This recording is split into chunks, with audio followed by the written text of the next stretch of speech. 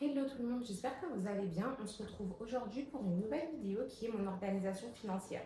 Alors je voulais faire cette vidéo parce qu'il y a quelques temps j'étais vraiment totalement désorganisée. Du coup, qu'est-ce que j'ai fait? Enfin, quand je dis désorganisée, ça veut dire que je suis très dépensière et qu'arrivé à un moment donné, je m'en sortais plus. Du coup, qu'est-ce que j'ai fait? J'ai créé un tableau Excel pour pouvoir répertorier vraiment toutes mes dépenses. Dans ce tableau Excel, il y aura vraiment toutes les dépenses de la vie courante ainsi que mes dépenses extra et les imprévus, mes placements d'argent pour mon fils, pour moi, etc. Il y a vraiment tout. Du coup, je vais vous montrer dans quelques instants à quoi ressemble ce tableau Excel, mais pour vous expliquer un petit peu plus en profondeur mon organisation. Moi, j'ai un budget pour tout. J'ai un budget pour les courses, j'ai un budget plaisir aussi, parce que comme je vous ai dit, je suis très dépensière et que si je ne mets pas de budget plaisir dans le mois, je sais que ça va partir en vrille. Du coup, j'ai un budget, et le montant de ce budget aussi varie selon vos moyens. Moi, je m'en suis fixé un et ce budget, ça va me servir à tout ce qui est dépenses, vraiment dépenses plaisir. Ce qui veut dire tout ce qui est habits, parce que j'en ai pas forcément besoin, j'en ai tellement. Maquillage, produits de beauté, skincare, etc. Des fois, j'inclus même dedans les livres, même si j'avoue, j'aime pas mettre les livres dans mon budget plaisir, parce que en vrai, c'est un plaisir, mais c'est un plaisir pour moi, c'est pas un plaisir, c'est une nécessité parce que je lis beaucoup pour m'endormir le soir parce que sinon je dors très mal. Ça m'aide à canaliser mes émotions parce que sinon je les gère très mal. Enfin, du coup, c'est plus une nécessité les livres. Quelquefois, quand je vois que j'abuse un petit peu, je les mets aussi dans le budget plaisir. Et j'ai un budget vraiment pour tout. Du coup, courses. Et en sachant que dans le budget courses, j'ai aussi un budget frais maison. C'est-à-dire que nous, on est trois. Je dépense environ 100 euros par mois de courses. Du coup, 100 euros par semaine, pardon, de courses, ce qui fait un budget de 400 euros par mois. Mais je mets 500, puisque dans le budget course de 500 euros, il y a 100 euros qui vont dans tout ce qui est maison. C'est-à-dire lessive, produits du sol, enfin toutes ces choses-là, ça va dans le budget maison, comme ça n'empiète pas sur les courses. Et du coup, ça fait 100 euros par mois pour tout ce qui est maison et 100 euros par semaine pour tout ce qui est vraiment courses alimentaires. Voilà pour le budget des courses. Pour le budget plaisir, je viens de vous l'expliquer. Et ensuite, j'ai un budget abonnement aussi, ce qui va être tout ce qui est Netflix, Prime, Disney+, parce que j'ai vraiment toutes les plateformes. Me demandez pas pourquoi, c'est juste que dès que je vois une pub à la télé avec une série qui me plaît, comme par hasard, c'est pas sur mon abonnement, du coup je me reprends un abonnement et c'est un cercle vicieux. Comme je vous l'ai dit, je suis très dépensière. On m'a pas appris à gérer l'argent et ça c'est vraiment dommage. D'ailleurs qu'on ne l'apprenne pas à l'école. Enfin bref, du coup on fait comme on peut et moi pour me canaliser, j'ai créé ce fameux tableau Excel qui est vraiment sur une année et qui m'aide à me projeter tous les mois et en plus sur les grosses dépenses puisque vraiment vu qu'il est visible à l'année, si par exemple j'ai une grosse dépense à faire, par exemple me racheter un frigo, une machine à laver, etc., je peux le mettre dans le tableau et le mettre dans le tableau à, par exemple, on est en quoi? On est en août. Si je me dis, en octobre, j'achète ma machine à laver, je peux le mettre directement, cette dépense, dans le tableau et voir si ça va coller ou pas. Donc voilà, pour tout ce qui est dépenses, maintenant on va passer au petit tableau que je vais vous montrer. Alors voilà comment le tableau il se présente. Je me suis mis sur l'année 2023 puisque là on est en 2024 et j'ai plus trop besoin de cette année. Alors en fait, tout en haut, vous avez, alors attendez, tac, vous avez juste ici le solde de votre banque en fin de période, enfin en début du mois, si vous êtes à découvert ou quoi. Du coup, le montant, il sera juste ici. Ici, moi j'ai mis les montants que je place pour mon fils. Ça, c'est les montants que je place pour moi. Et ça, c'est les montants de l'assurance vie de mon fils. Et du coup, le total de la disponibilité de vos fonds, ils seront là. Donc imaginons, là je vais faire comme si je vais faire un faux tableau. Imaginons que en fin de mois, là du coup on est sur janvier. Imaginons qu'en fin de mois de décembre, il me restait 100 euros sur mon compte. Ça va être ici. Ensuite, imaginons, je mets des faux montants, hein, que je mets, je sais pas, 50 euros pour Mathéo, 50 euros pour moi et encore 50 euros. Voilà. Et ensuite, là, mon salaire de janvier. Du coup, on va dire, je sais pas moi, 2000 euros. Voilà. Ensuite, là, vous pouvez mettre bah, tout ce qui est, je sais pas, CAF, je sais pas, tout ce que vous percevez en plus de votre salaire. Vous pouvez le rajouter dans cette colonne et ici, vous pouvez rajouter bah, tous les remboursements imprévus, par exemple les impôts qui vous remboursent un montant ou je ne sais quoi d'autre.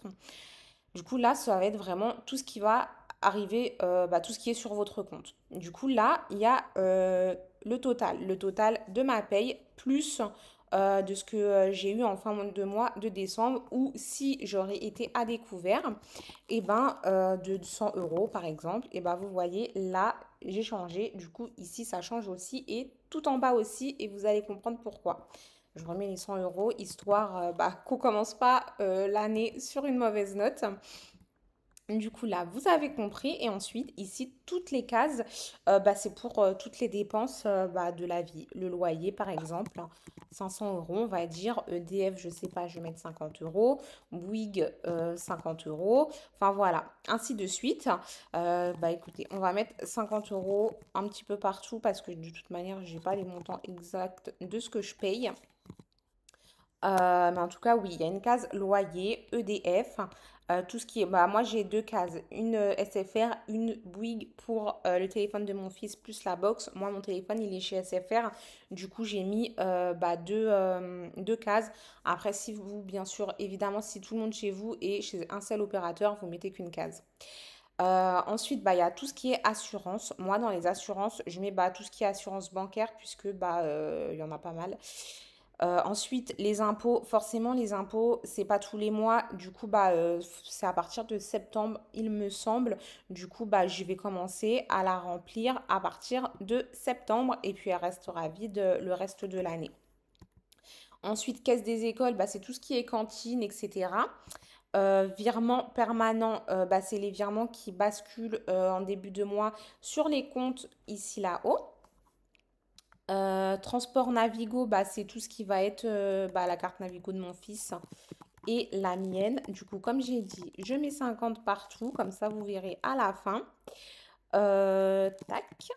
Et ensuite, bah, nourriture, forcément, là, ça va pas être 50 euros par mois puisque il me semble, j'ai un budget, je vous ai dit tout à l'heure, 100 euros bah, pour nous, puisqu'on est trois, nous, on est à hauteur de 100 euros par semaine, du coup, ce qui ferait 400 euros.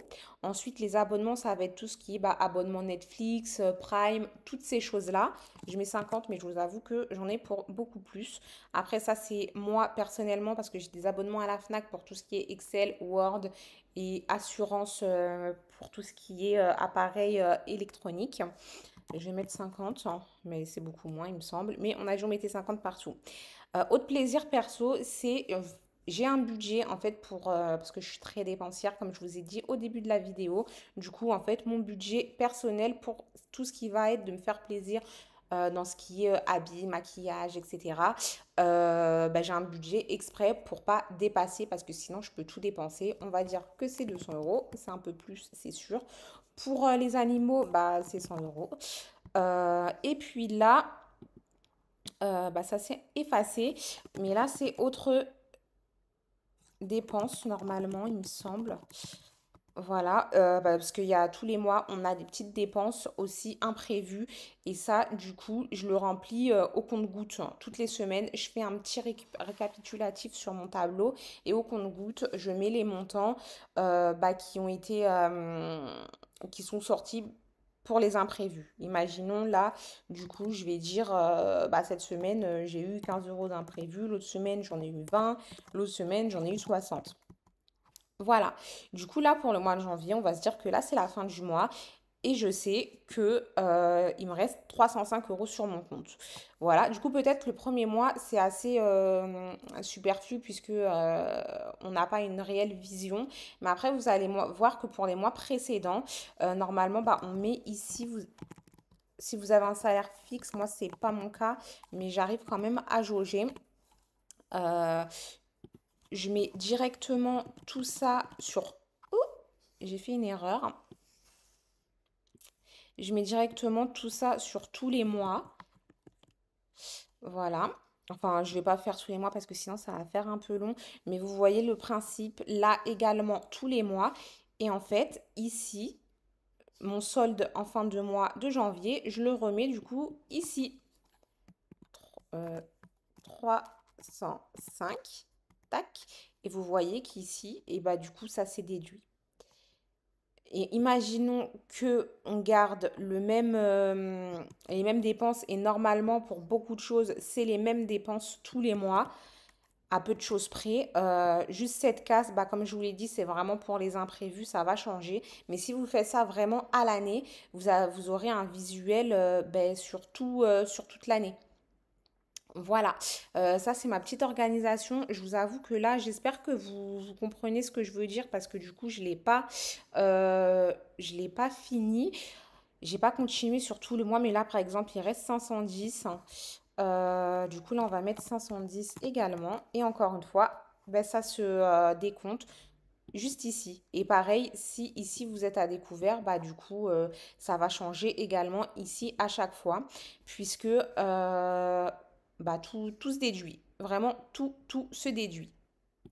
Et c'est vrai que ce tableau, bah, il m'a beaucoup aidé pour voir mon budget sur du long terme, pour voir, parce que comme je vous ai dit, bah, je suis très dépensière. Et ça, c'est vrai que bah, c'est un bon moyen de garder son compte assez à jour puisque on a une vision du coup bah, sur toute l'année. Et comme je vous ai dit, eh bien, toutes les dépenses sont généralement les mêmes, sauf juste ici, où là, bah, c'est les imprévus et ça arrive. Voilà. Deuxième organisation, c'est pour les courses. Comme je vous ai dit, on est à hauteur de 100 euros par semaine. Du coup, moi, je mets 100 euros ici. Non, excusez-moi. Je mets 400 euros ici. Et là, bah, toutes les semaines, je mets combien j'ai dépensé pour les courses. Du coup, imaginons qu'ici, j'ai fait un extra et que je suis passée à 120. Je sais que sur les semaines d'après, eh ben, il va falloir se restreindre un petit peu. Enfin, je vous avoue que je me restreins pas forcément. Des fois, je rajoute sur le budget. Mais bon, enfin, voilà l'idée. Ça permet quand même bah, de voir où on en est parce que c'est vrai qu'aujourd'hui avec les cartes bancaires, etc., on a du mal à se projeter. On voit un montant sur notre compte, on se dit ah c'est bon, on est large, etc. Et en fait les jours ils passent, les imprévus arrivent, on a envie de se faire plaisir peut-être un jour plus que l'autre, une semaine plus que l'autre et au final on arrive à la fin du mois, on ouvre notre application bancaire et c'est le fiasco total, on est à découvert. Du coup, avec cette méthode-là, vraiment, ce tableau, je le mets à jour bah, toutes les semaines, toutes les fins de semaine. Et ça me permet de voir bah, si, par exemple, là, j'ai tous mes prélèvements fixes. Et c'est sûr que bah, je vais dépasser, même si j'ai mon petit plaisir perso ici, c'est sûr que je dépasse. Eh bien, je mets tous les montants imprévus à mon tableau ici et au compte-gouttes, je sais bah, combien il va me rester à la fin du mois grâce à cette petite case et quand je dois m'arrêter. Du coup, voilà, je pense que je vous ai montré tout du tableau. Voilà, cette vidéo est terminée pour aujourd'hui. J'espère qu'elle vous aura plu, qu'elle vous aura aidé et inspiré. Si jamais vous voulez bah, que je vous envoie mon petit tableau par mail pour pouvoir bah, rentrer toutes vos informations et vous aider avec, n'hésitez pas à me le dire en commentaire. Et si vous avez aimé, comme d'habitude, bah, n'hésitez pas à liker, vous abonner et commenter. À plus tard.